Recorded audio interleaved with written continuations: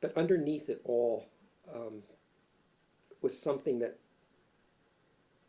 I can't say that I was having problems identifying with it. As I said, I knew what it was, but the world didn't want to hear about it. Beyond power of speech, when the one thing you want is the only thing out of your reach.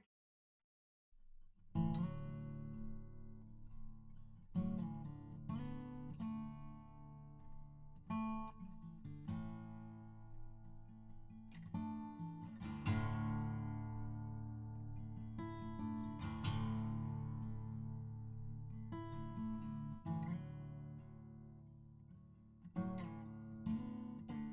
Wayne Miller, and I'm from Easton, Pennsylvania. I've lived here the greater part of my life, 14 years in Whitehall, but the rest of it here in Easton.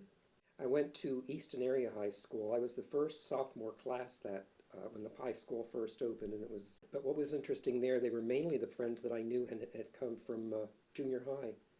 There were very few new friends that I can say that I made as part of the circle because there were always cliques. There were always people that, and of course, I had some of my personal challenges I was dealing with. I started out with my love for entertainment, for movies, um, not the theater yet, but television. We did not have a great deal of money, but for some reason or other, we always had a television set. So I grew up with the original run of I Love Lucy and all the things that everyone is watching now and oohing and ahhing over. I was there when it started. Um, Church, I enjoyed going to church. There were no other kids in the neighborhood that I could really relate to. So I guess that would have been the joy that I had, was just really entertaining myself. I just absolutely love musical theater. Five of his, probably, meaning Stephen Sondheim's. I absolutely loved his music. Listen to the lyrics. That man was an absolute genius. And probably Into the Woods would be one of them, I would think. There was a musical back in the early 70s, long before your time, called Follies, which was basically a reunion of showgirls.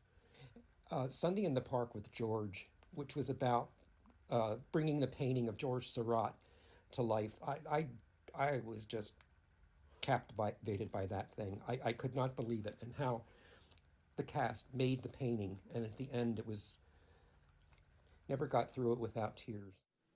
I easily identified myself.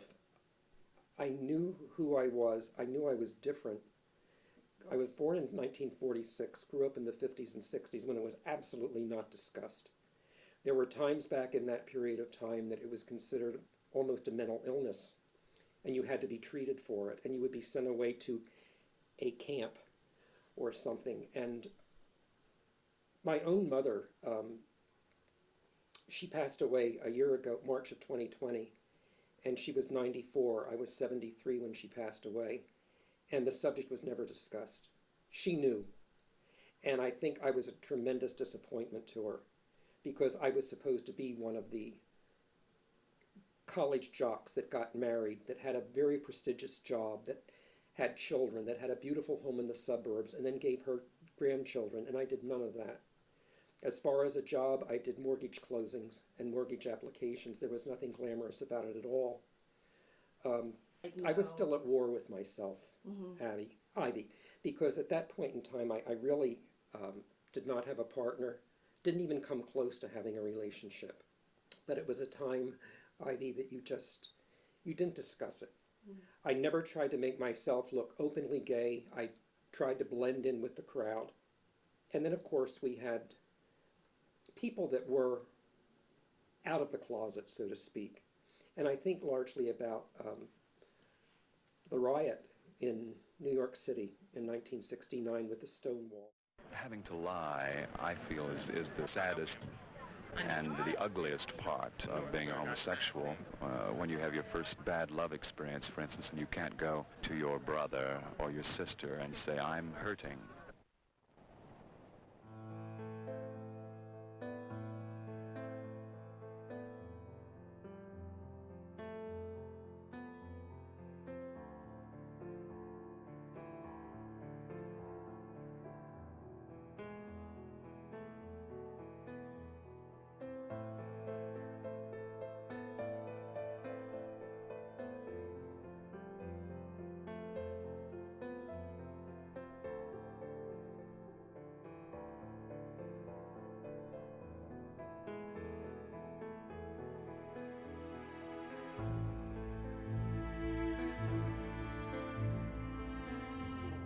organizations on the East Coast. There are differences primarily of approach and of tactics. Certain groups, for example, tend to emphasize very militant confrontation tactics. Other groups will emphasize a more educational approach, going out into areas where there are what you might call people who...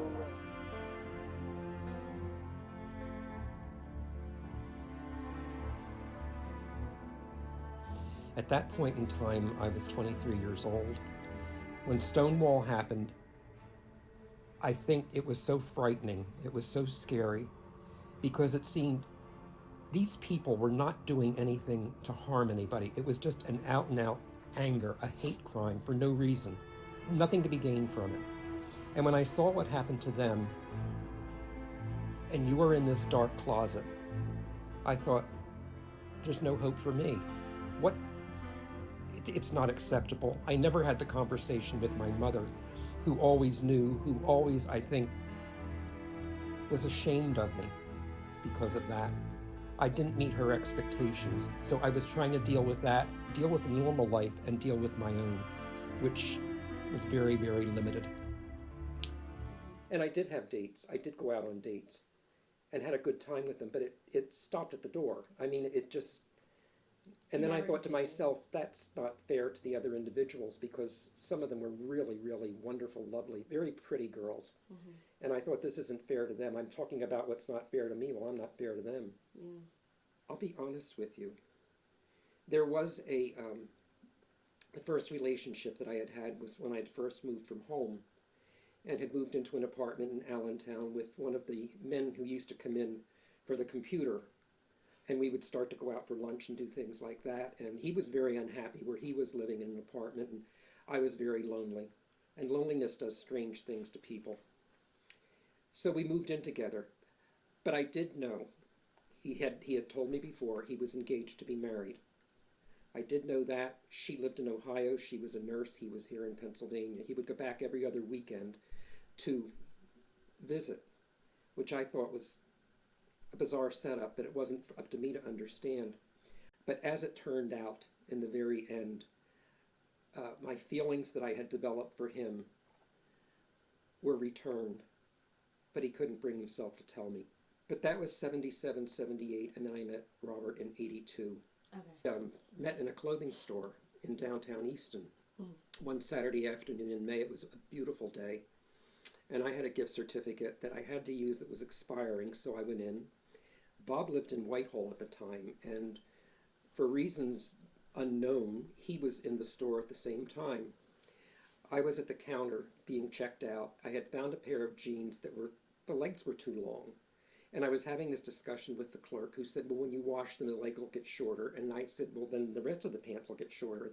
I heard this chuckle behind me, and I thought, what an annoying little person this is, first of all, to be standing listening to what I'm saying. And it was Bob. So after I was done, I walked around the store a little more. I think I walked around the store because I felt something. And I just wanted to see if he would do the same thing, and he did. Much, much, much later. Because first of all, Ivy, you have to realize, we're talking now about 1998, and there was no such thing as same-sex marriage. I mean, you didn't even let it cross your mind. And then as it did come about, as some of the states began to permit it to happen, I still didn't think anything of it. And I proposed it to him. Do you think this would be a good idea? And of course he said no. And I thought, well, you know what, Robert, we'll drop it for now, but I'm going to work on this. And that's just what I did. Finally, it was actually almost a year ago to the date that you and I are having this conversation that we were married. And we were married 6 months, and he passed away. I think what I would want the world to know about him was the size of his heart. He was the kindest, sweetest, most gentle person. He could be very gruff on the outside, but underneath it all was a heart made of rice pudding. He would do anything for anybody. Is that we did overcome really difficult obstacles, whether it was family members, whether it was society's thoughts, whatever it was. You just overrode that because the feelings we had for each other for all those years, and that's long. Ivy, 4 decades is a long time. That's much older than you are. And just to say, wow, almost like thinking, look, they did it. And there's no reason why we did open doors. We were part of the people that opened doors for the LGBTQT community. And I like to think of us, as I said, as pioneers, that maybe we did things that the people today can walk down the street and keep their head up, and they have rights that they never ever imagined they would have. And it's people like Robert and people like our relationship that did it.